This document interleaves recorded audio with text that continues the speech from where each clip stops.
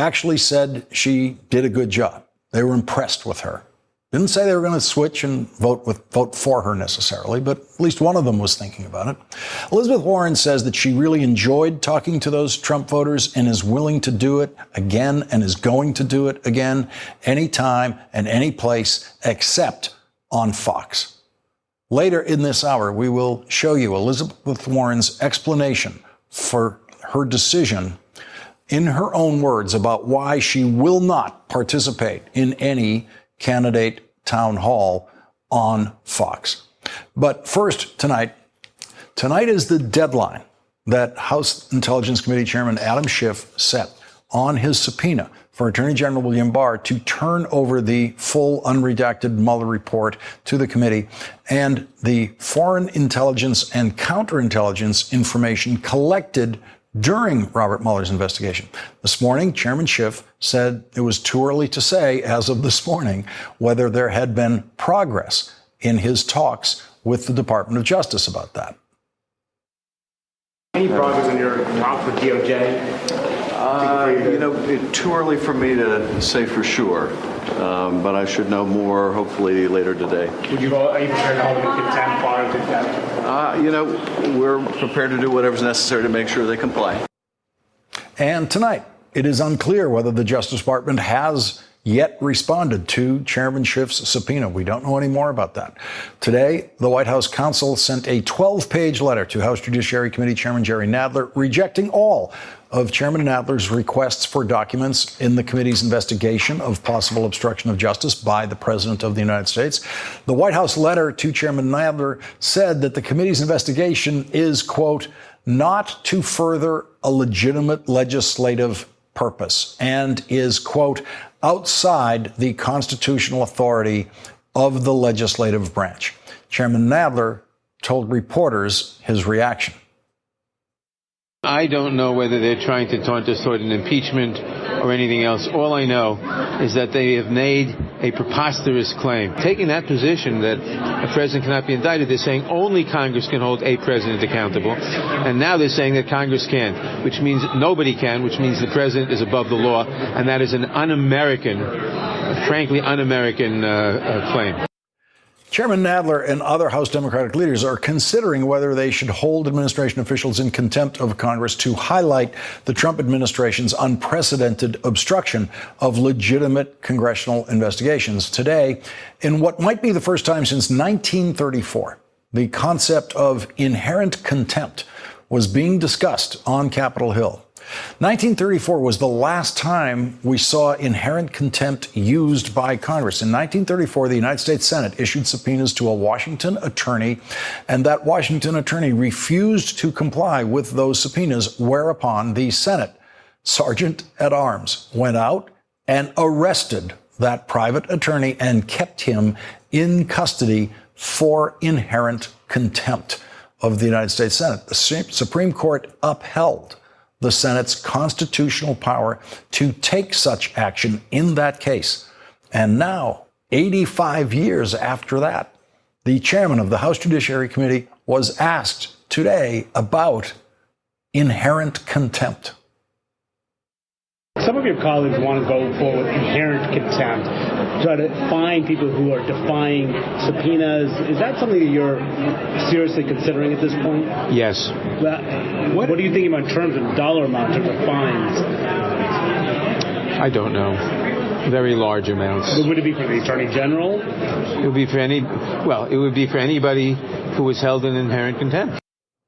Yesterday, in federal court, a private attorney representing Donald Trump in a lawsuit trying to block a congressional subpoena of Trump financial records from an accounting firm used that very same line of argument that the White House counsel used today in that letter to Jerry Nadler rejecting the document request. William Consovoy, the private attorney representing the president, said in court yesterday that the congressional subpoena seeking Trump financial records did not have a legislative purpose, a legitimate legislative purpose.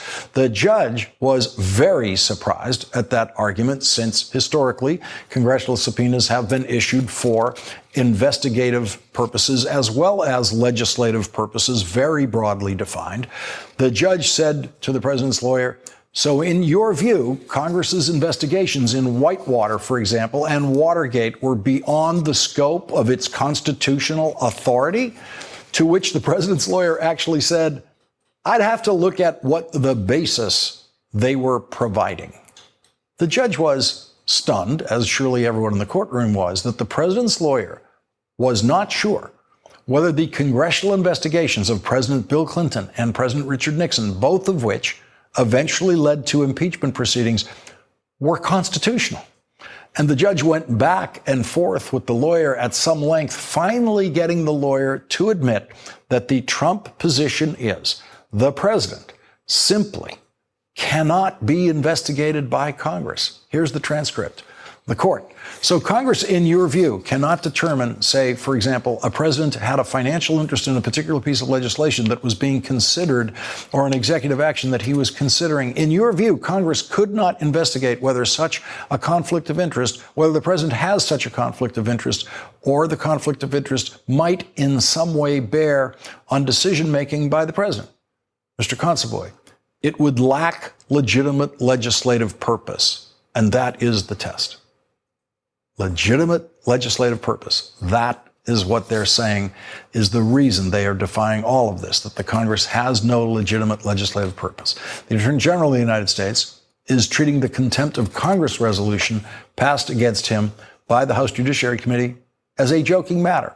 At a ceremonial event today at the Capitol, the Attorney General approached House Speaker Nancy Pelosi, shook her hand, and said loudly enough for people to hear it, Madam Speaker, did you bring your handcuffs? According to the Washington Post, Pelosi smiled and responded that the House Sergeant at Arms was present should it be necessary to arrest anyone, the person said, adding that Barr chuckled and walked away.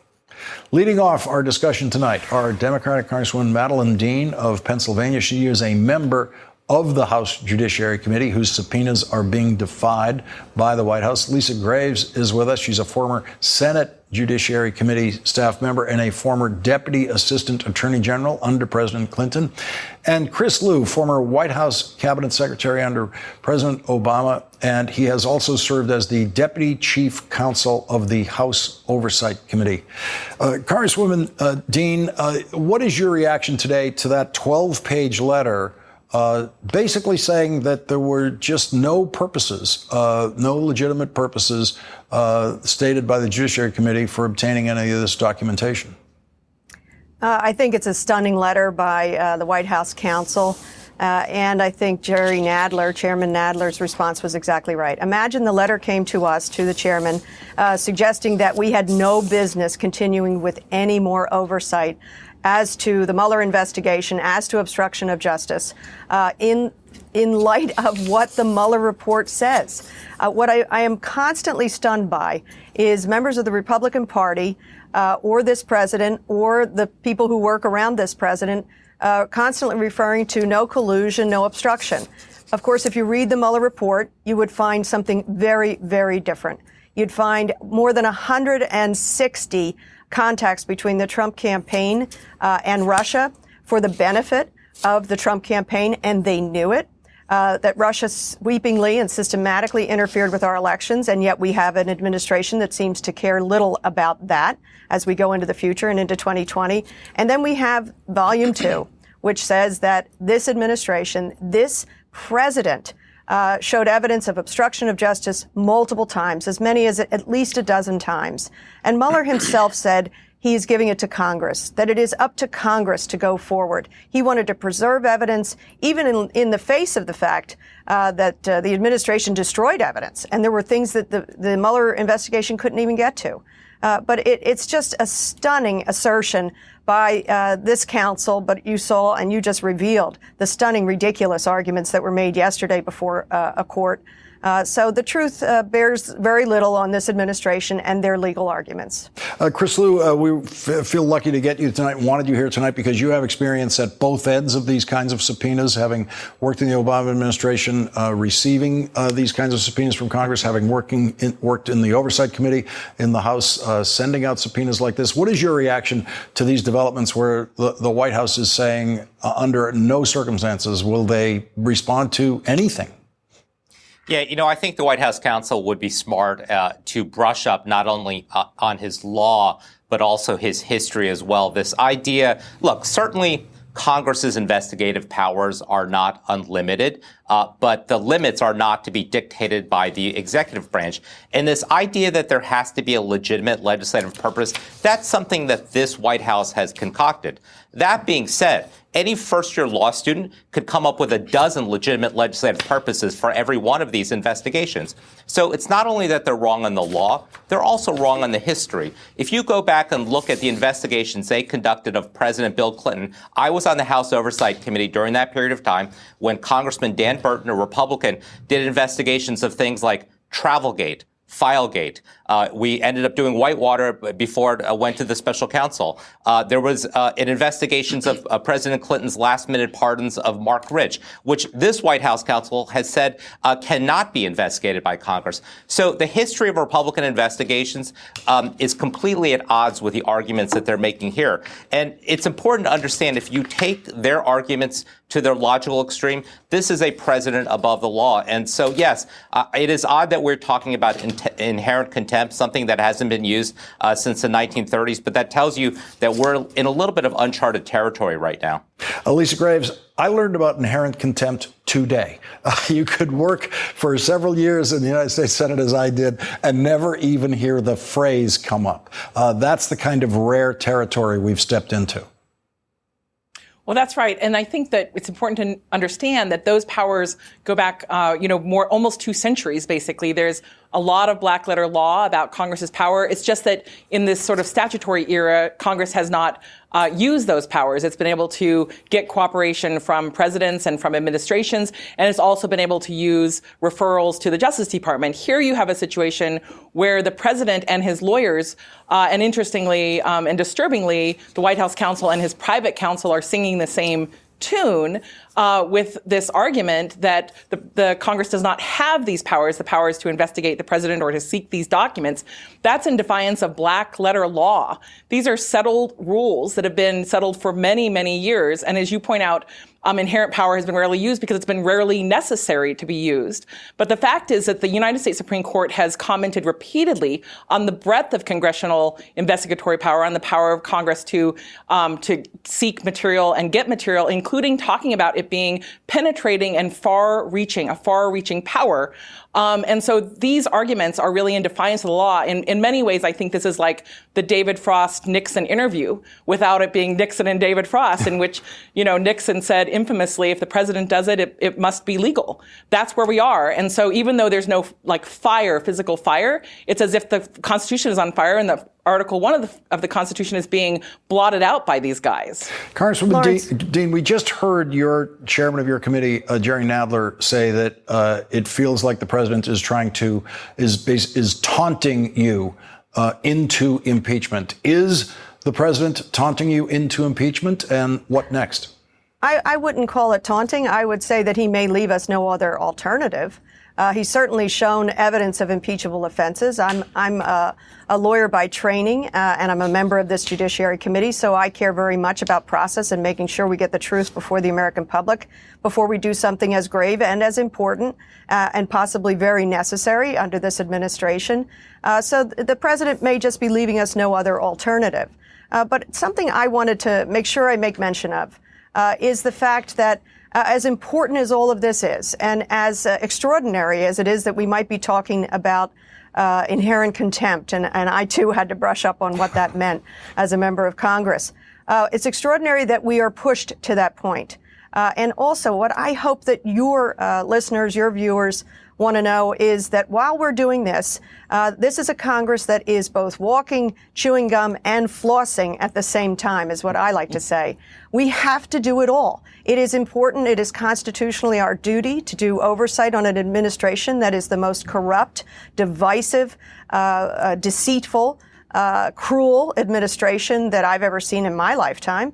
But we also, you have noticed, you have seen us. We're passing legislation. This new majority is passing legislation, whether it's regarding gun violence, which the Senate is sitting on their hands, whether it's regarding health care, prescription drug pricing, H.R. 1, which is good governance and anti-corruption.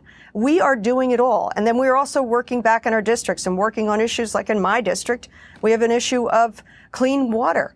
So this is a Congress prepared to do it all, walk, chew gum, and floss at the same time. But we will not be shirking our duty of oversight on this corrupt administration.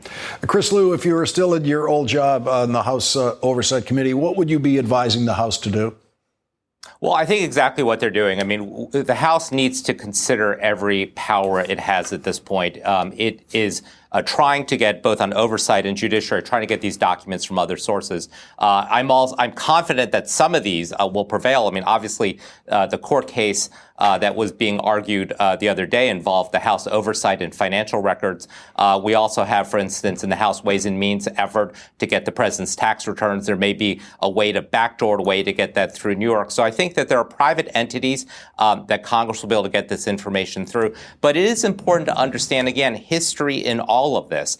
If you go back to Watergate, Article 3 of the Nixon impeachment was for President Nixon willfully disobeying subpoenas of the House Judiciary Committee. So I don't know if this is a president who is consciously trying to bait the House into impeachment, but there's certainly grounds for it if we get to that point.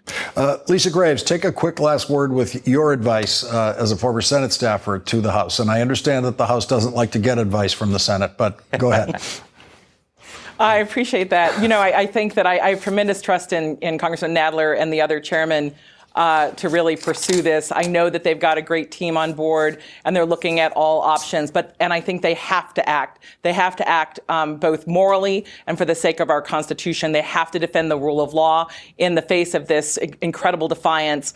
It's their duty, and I know they're up to the task. Congresswoman Madeleine Dean, thank you very much for joining us once again tonight. We really appreciate that. And Lisa Graves, Chris Lu, thank you both for joining us. Really appreciate it. And when we come back, the court challenge to Alabama's new abortion ban will begin immediately. Former Alabama U.S. Attorney Joyce Vance will join us with what happens next. Also tonight, as the Trump administration ramps up hostilities with Iran, President Trump himself is reportedly in conflict with his advisors over what to do next with Iran. Hi, it's Katie Tur. Want to keep up with MSNBC while you're on the go? Subscribe to the MSNBC Daily Newsletter. You'll get the best of what you've missed during this unprecedented era of news. Text MSNBC to 66866 to subscribe. Breaking news tonight, Alabama's Republican Governor Kay Ivey did sign into law a bill that outlaws abortion except in cases of what the new law calls, quote, a serious health risk to the pregnant woman.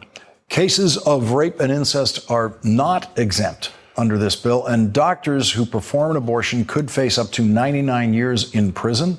The governor acknowledged that this bill is designed to get the Supreme Court to reconsider and overturn Roe versus Wade. The governor said in a statement, the sponsors of this bill believe that it is time once again for the U.S. Supreme Court to revisit this important matter, and they believe this act may bring about the best opportunity for this to occur. Alabama's abortion ban is not slated to take effect for 6 months, but Planned Parenthood and the ACLU have already said they plan to challenge it. Today, the groups filed a lawsuit to block Ohio's 6-week abortion ban, that doesn't allow abortions after 6 weeks, from taking effect in July, arguing that it directly conflicts with the precedent and the rules set in Roe versus Wade. Ohio is one of 4 states just this year to impose some form of a ban on abortion after 6 weeks of pregnancy, before most women even know that they are pregnant. Courts have already struck down similar laws passed in Iowa, Kentucky, and North Dakota. Today, the Democratic presidential candidates reacted to the new Alabama law. What they did in Alabama, what they did in Georgia is unconstitutional. They're trying to overturn Roe versus Wade. That's wrong, and we will fight back. It's nothing short of an attack on women's basic human rights and civil rights. And it's something that women of America are going to have to fight against with everything they've got. Women's health care is under attack, and we will not stand for it. We will not stand for it. Joining us now is Stacey Fox, the president and CEO of Planned Parenthood Southeast. Also with us, Joyce Vance, a former U.S. attorney for the Northern District of Alabama and a professor at the University of Alabama School of Law. She's an MSNBC legal contributor. And Joyce Vance, what happens next? Well, next we'll see this Alabama bill begin to face legal challenges. I suspect we'll also see an outpouring of protests, certainly in Alabama, where those protests have already been scheduled for this Sunday, but I think also across the country. And this Alabama bill, which is so draconian, may spark nationwide focus on what's going on in this area. Let's listen to what Pat Robertson had to say today, because Stacey Fox, this may be the first time you find yourself agreeing with Pat Robertson, at least in part. Let's listen to this. I think Alabama has gone too far. They've passed a law that would give a 99-year prison sentence to people who commit abortion. There's no exception for rape or incest. It's an extreme law, and they want to challenge Roe versus Wade. But my humble view is that this is not the case we want to bring to the Supreme Court, because I think this one will lose. Stacey Fox, how did Alabama go farther than Pat Robertson's willing to go? Lawrence, well, I think yesterday Alabama went so far as to ignore the rape survivors that were standing in the gallery while the Senate was debating this bill. They clearly stated yesterday that they don't actually care about the women of Alabama. And this is no more than a political game. You know, we work across Georgia, Alabama, and Mississippi. All three of these states have enacted bans like this and are literally playing games with women's lives in the South. And Joyce Vance, what do you make of Pat Robertson's legal scholarship here, saying that he actually thinks this is a bad case for abortion opponents to bring to the Supreme Court, that Pat Robertson thinks this one will lose? Well, if you believe in traditional legal analysis, a precedent like Roe versus Wade, which is almost 50 years old and certainly well established, is a precedent that can't be challenged by any of these cases. So in that sense, Pat Robertson is absolutely correct. The serious prospect that we face here, Lawrence, is watching this effort not just to erode, not just to chip away at the protections that Roe versus Wade established for women, but at a full frontal assault designed to eradicate it from legal precedent. That's something that's not warranted by the Alabama bill or any other bill. I want to take a look at Glamour magazine cover. This is a non-political magazine, to say the least. They have put up there the 25 men who voted for this Alabama bill. These are the 25 who, in particular, voted against an amendment that would have allowed an exception for victims of rape or incest. And Stacey, talk about what the reaction has been in Alabama, where you are, in these last 24 hours. Well, I think Alabamians are horrified, Lawrence. I mean, just in the hours after the vote in the Senate last night, thousands of Alabamians have signed on to a veto petition that we've stood up. And I think in a state where 51% of the population of Alabama are women, and where women are dying from cervical cancer, the state has said loud and clear that they don't care about women's health. They care about their own political gains. And Lawrence, to be honest, who are on my mind today are our patients who aren't following the news really closely. They're seeing the headlines, and they're worried that abortion is already illegal in Alabama. And I want them to know that abortion is safe and legal and available to them. And we will fight this every step of the way. A good point, Joyce Vance. This bill does not take effect for 6 months. Can the legal challenge to the bill begin before the bill takes effect? You know, it can, and this is typically in Alabama how we've dealt with unconstitutional state laws, like we dealt with Alabama's immigration bill in 2011. The hope here is that folks like the ACLU, whoever else chooses to challenge this bill, will go into court and have it enjoined so that it will never go into effect and impact the lives of Alabama women. Stacey Fox and Joyce Vance, thank you very much for joining us on this important story tonight. Really appreciate it. Thanks, Lawrence. Thanks, Joyce. And when we come back, the Trump administration is ramping up hostilities with Iran. President Trump himself is reportedly in arguments with his advisors over this. Former National Security Council member Richard Clarke will join us.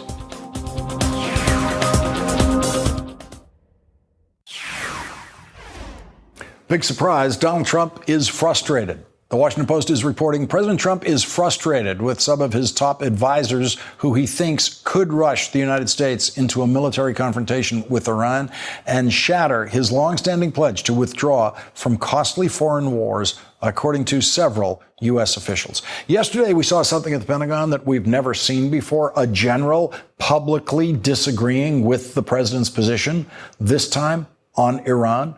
The general was a British major general who was appearing at the Pentagon on video from Baghdad in his capacity as deputy commander of the American-led coalition in Iraq and Syria, which includes British troops. No, there's been no increased threat from Iranian-backed forces in Iraq and Syria.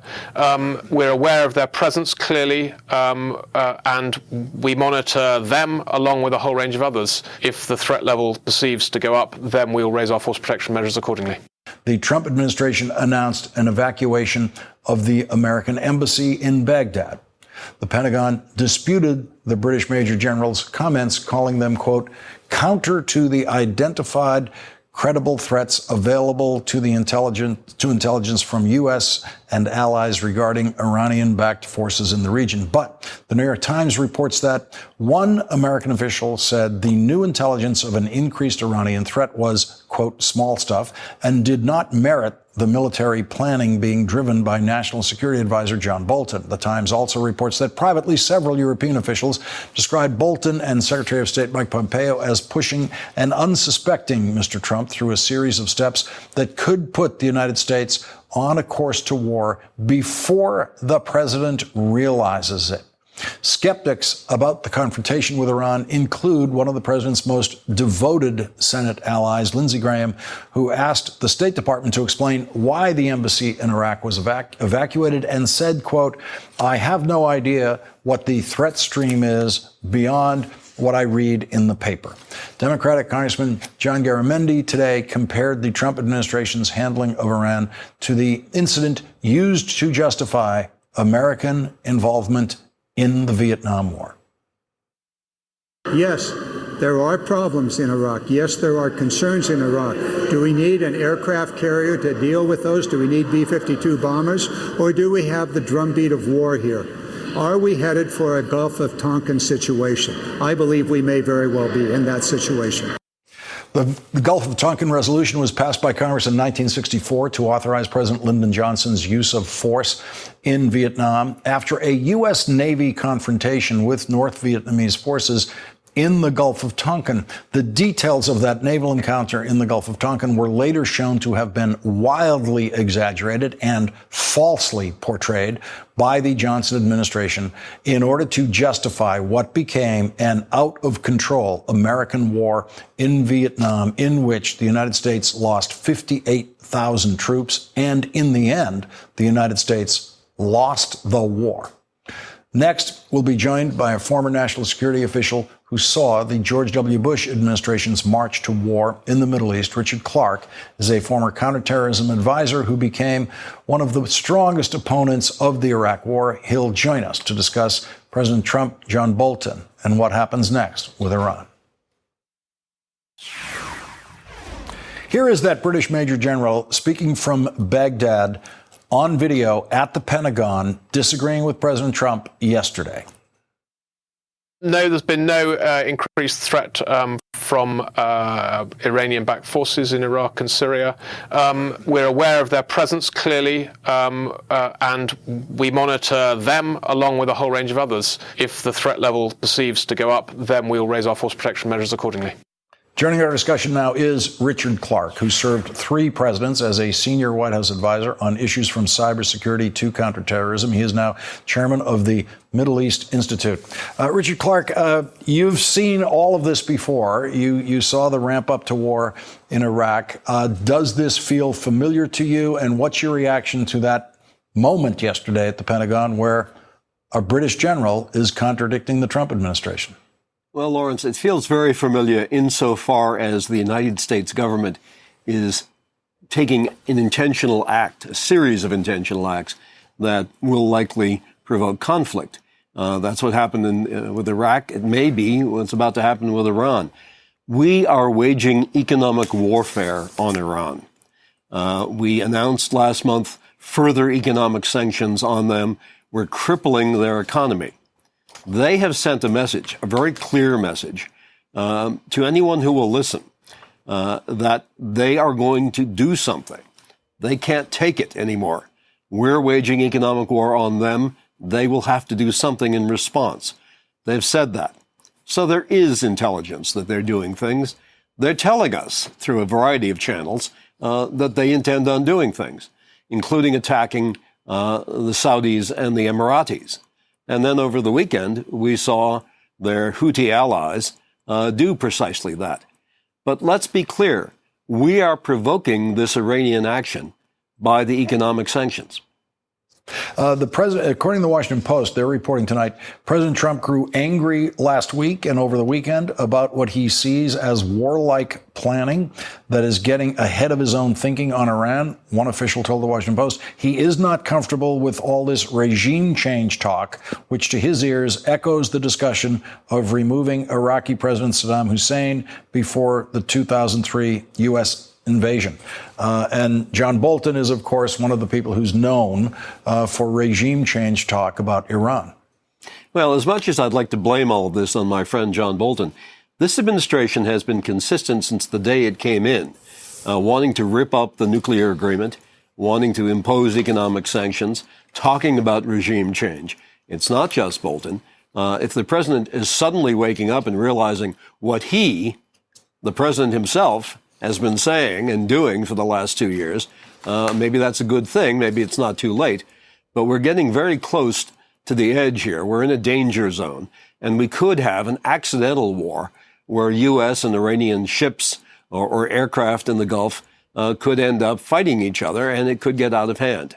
And that sounds like the kind of thing that some were referring to in the Washington Post reporting, where they're saying this could move at a pace that Donald Trump himself doesn't understand. Oh, I think that's absolutely right. I don't think he's ever been briefed on the sort of hyper war that could occur, how fast it could involve the Saudis, the Israelis, the Emiratis, and us, and how major economic effects could occur. If oil doesn't get out of the Gulf, if natural gas doesn't get out of the Gulf, the world economy will be very badly damaged very quickly. And that could happen. So you're suggesting in a conflict with Iran, it wouldn't affect just oil supply from Iran? Oh, no. It would stop the flow of natural gas out of Qatar, on which Tokyo depends. If there's a one-day shortage of gas flowing out of Qatar, there'll probably be brownouts in Japan. All of the oil and gas that flow out of the Gulf from the 5 or 6 countries that export through the Gulf would be affected. Richard Clarke, could you stay with us? Because I'd like to, after a break here, talk to you about the preparations for cyber defense in our next election, which we don't really seem to be mounting. If we can squeeze in a quick break, if you could stay, I'd love to talk to you about that when we come back. We're going to come back right after this break on the Richard Clarke's assessment of the cyber threat in our next presidential election. The Mueller Report, Volume 1. Page 51.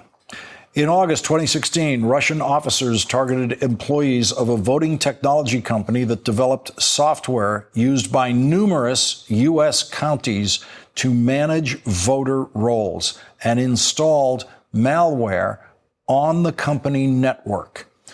Yesterday, Florida's governor said that the FBI has told him of 2 Florida counties where Russian hackers have tapped into their voter file. Back with us is Richard Clark, counterterrorism expert. Richard Clark, your reaction to both of those things. First, that notation in the Mueller report, and then possibly its linkage to what we're learning in Florida. Well, they are linked. And the remarkable thing about that event yesterday was the governor of Florida saying he had been forced by the FBI to sign a secrecy oath before they would tell him anything. And they told him he couldn't tell the two counties involved, the citizens of those counties or the public, what counties had been hacked. That's just ridiculous. The Russians know what they did. There's no reason why the American people can't know. But the larger issue here, Lawrence, is there are 4,000 counties in the United States, and they are not equipped to protect themselves against nation-state attacks from Russian GRU hackers. My day job is cybersecurity, and I know major corporations can't figure out when they've been hacked, despite a lot of investment. For these counties to say, we know we weren't hacked, they don't know. The FBI doesn't know. It's likely that the Russian hacking was far more extensive than we're aware of. If the Russians wanted to hide their tracks, they're pretty good at doing that.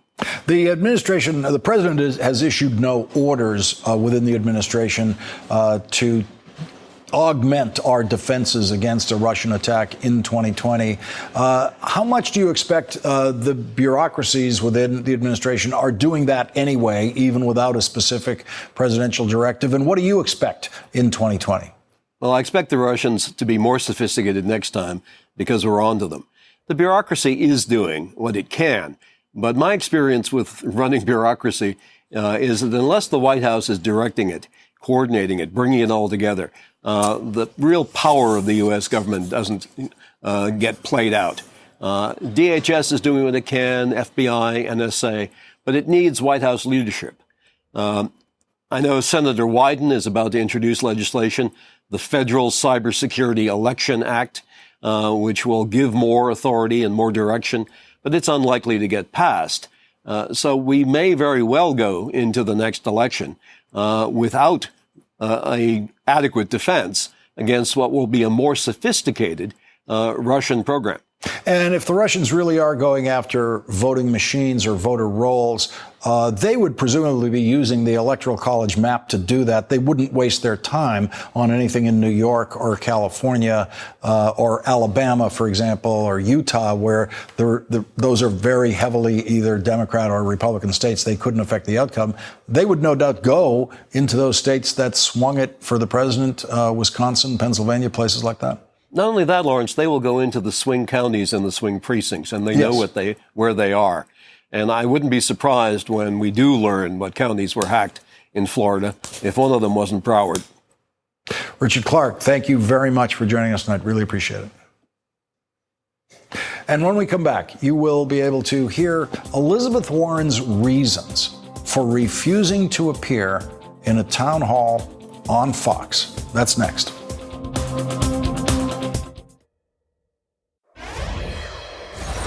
My name is J.W. Endicott, and this is my hometown that I love dearly. Good to meet you, Doc. And the people are wonderful people.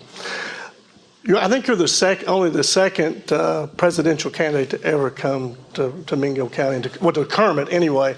JFK in 1960 came here and had us all. So thank you for coming. Thank you. Okay? Both Massachusetts senators and presidential candidates, the Democrats who visited Kermit. That was Elizabeth Warren in Kermit, West Virginia, in a county, Mingo County, where more than 80% of the voters voted for Donald Trump. According to Politico, one Trump voter said she done good after her appearance at the fire station in Kermit. That voter did not say he was going to vote for Elizabeth Warren, but at least one Trump voter said she was thinking about voting for Elizabeth Warren after listening to her. Senator Elizabeth Warren is not afraid of talking to Trump voters. She just doesn't want to do it on Fox. Yesterday, on Twitter, she explained why she will not participate in a town hall on Fox. Fox News is a hate-for-profit racket that gives a megaphone to racists and conspiracists. It's designed to turn us against each other. risking life and death consequences to provide cover for the corruption that's rotting our government and hollowing out our middle class. Hate for profit works only if there's profit. So Fox News balances a mix of bigotry, racism, and outright lies with enough legit journalism to make the claim to advertisers that it's a reputable news outlet. It's all about dragging in ad money, big ad money. A Democratic town hall gives the Fox News sales team a way to tell potential sponsors it's safe to buy ads on Fox. No harm to their brand or reputation. Here's one place we can fight back. I won't ask millions of Democratic primary voters to tune into an outlet that profits from racism and hate in order to see our candidates, especially when Fox will make even more money adding our valuable audience to their ratings numbers. I'm running a campaign to reach all Americans.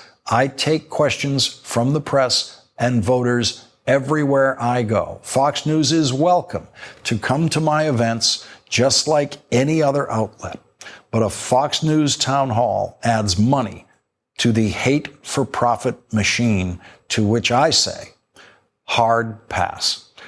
Tommy Christopher, in an article on Mediaite, said that he has been unsure whether Democrats should participate in town halls on Fox. Elizabeth Warren's tweets won him over. He wrote, any Democrat who agrees to appear at a Fox News town hall after Warren's stand is either saying that they don't believe Fox News is an enterprise fueled by racism and bigotry, or that they think there's something more important than denying it aid and comfort. Neither should be acceptable to Democratic voters. And today, Yashar Ali says that Senator Kamala Harris has also decided not to appear on Fox for a town hall. Ali reports presidential candidate and California Senator Kamala Harris will not appear on Fox News for a